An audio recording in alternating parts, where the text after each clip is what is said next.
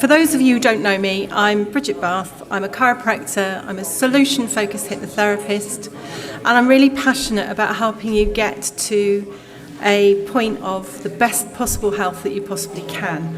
If you like, fortifying your life. So, this is what I'm going to be covering.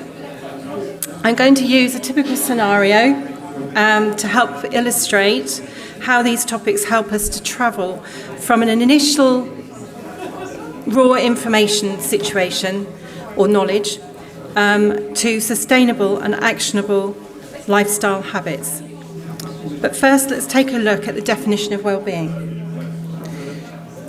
So as you can see, there are some very varied definitions.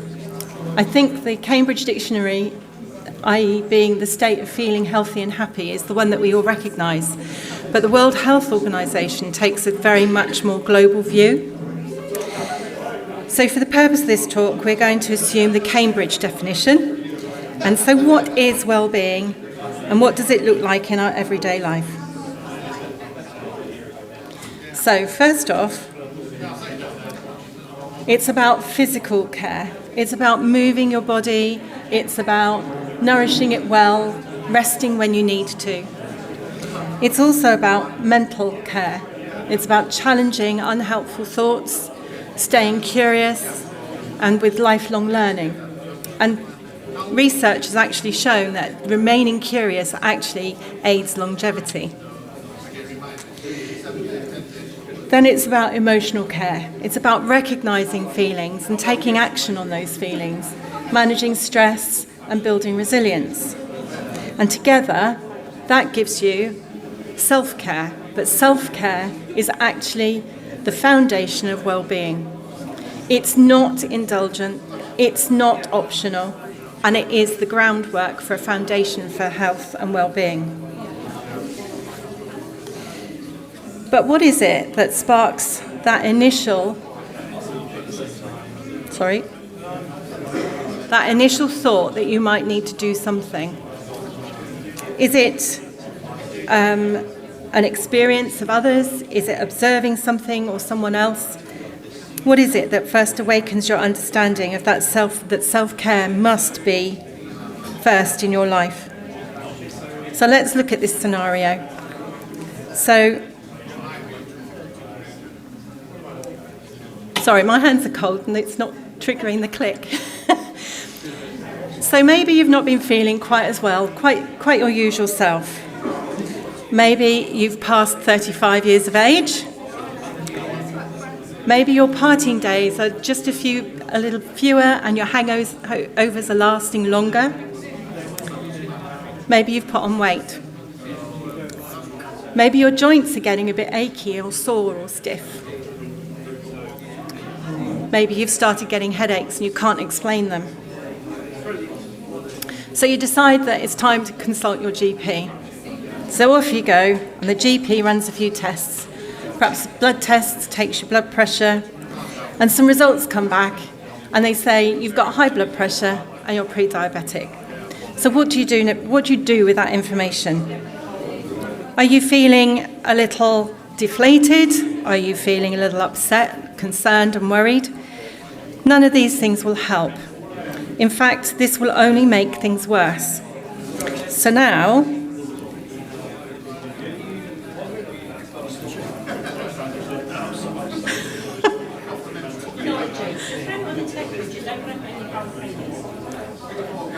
do that one. So the GP tells you that you've got to lose weight and change your lifestyle. So what do you do with that? You've now got the awareness of the need to change something. So you've got a seed. You've got the seed in your hand, and what will you do with it? You might do some research. Auntie Google, that's usually everybody's first port of call. Seek some advice from friends and family and other healthcare providers. You may join a gym or a weight loss clinic. These are all very well, but unless you get the foundation in place first, you'll most likely only be able to sustain the changes for a short while, focused on short-term goals. Once they're achieved, you give up and go back to your old ways, and then you end up yo-yoing between health and unhealthy. This is the moment to invest in a firm foundation for the transformation that you seek. So, strong foundations come in all shapes and sizes, and it will be very specific to you. And when you are considering this, you should consider what you truly desire in life. What is really, really important to you, and why do you want to make that change? This is where it's not just enough to say, I want to reduce my blood pressure or I want to lose weight, but you must make it personal and heartfelt. You need to take your blinkers off and be brutally honest with yourself. Oh. Oh.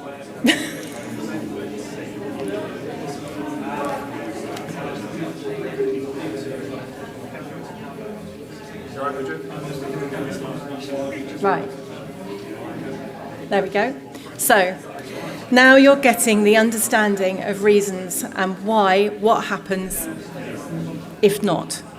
So you start thinking a bit more. Your why provides the understanding of the information and the knowledge that you've already got. But it only resonates if it means something deep and meaningful to you. Your innermost why. So, how do you find out what that is? It could be seated in a deep desire. Could be that you want to travel comfortably. It could be that you want an active later life. It may be that you want to be present at a family function or an event. Greet a new member of the family. Be a good example to your children or your grandchildren. Or it might just be that you want to live a full and active life. This is your why, not the losing weight. So, whatever pulls on your heartstrings, this is your why.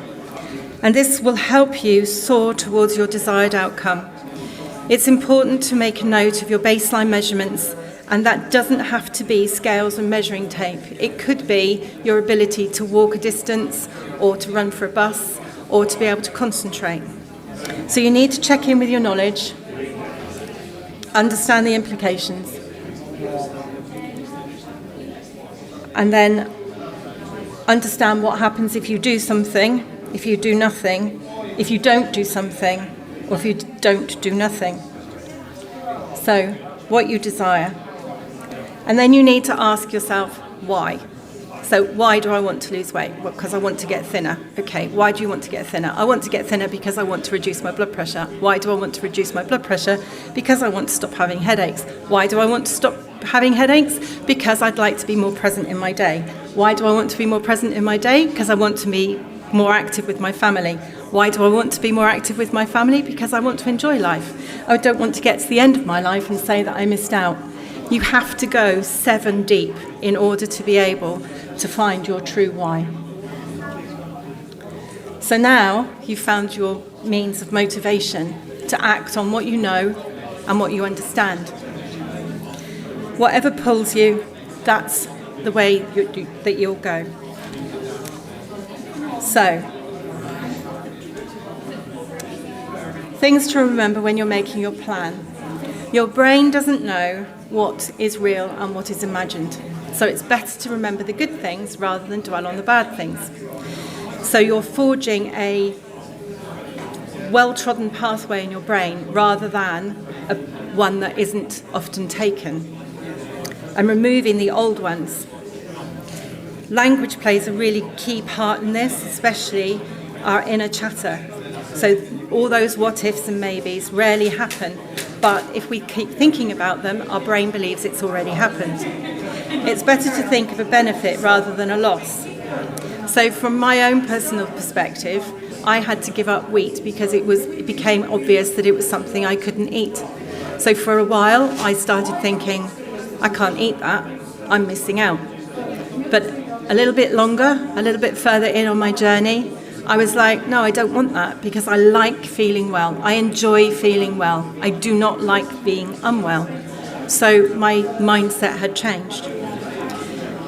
You must accept where you are at and decide to either change or not, but don't ignore it. Make a conscious decision. Just leaving it will niggle away in your brain and trigger your fight and flight response. Cortisol, adrenaline, etc. will all start to be produced, and that will be giving you propensity to lay down more fat and store excess sugar, anticipating that fight that is on the horizon. That's then contributing to the issues that you had when you first saw your GP, so you need to not be doing that. You might also be thinking, but I always have cake every week when I go and see my friend. Well, don't.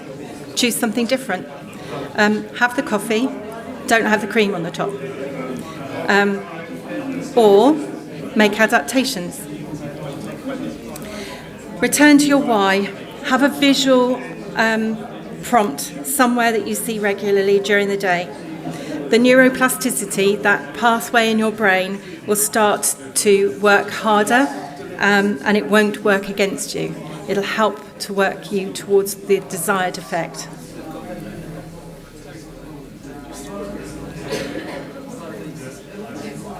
So now you can start making your plan. You've got the knowledge, you've got the understanding, and now you've got the wisdom. So things to include: create a list of goals that you want to change and to achieve them, and what you need to do to achieve them. Make them small and achievable. Don't make a great big thing that you want to change your first step. Make it something really small. Timing, don't rush it. Make it slow and progressive. Do not rush. The less you rush, the more success you'll have. Make one change at a time and set a date by which you want to achieve it before going on to the next. Schedule in days off. Have a break from your regime. Just remember that 90% in a week is good enough. You do not have to adhere to everything 100% of the time. Don't beat yourself up. It's better to reward yourself and find the good or a lesson in a failure rather than to say, oh, I can't do this anymore, because it will just demotivate you and you'll lose sight of your motivation. And look to the future with an open mind. So I've put together some examples of open and closed mindset. So on the left we have the closed, and on the right we have the open. And of course, the one in there that is relatively key with age is the ease of turning around and saying, it's too late to start. It's never too late to start. You have plenty of time, even if you are in your 60s, 70s or 80s, to make a change that is going to benefit you and your life. And the most important one, I think, on that is thinking what might be possible if I was open to change. So there you have it.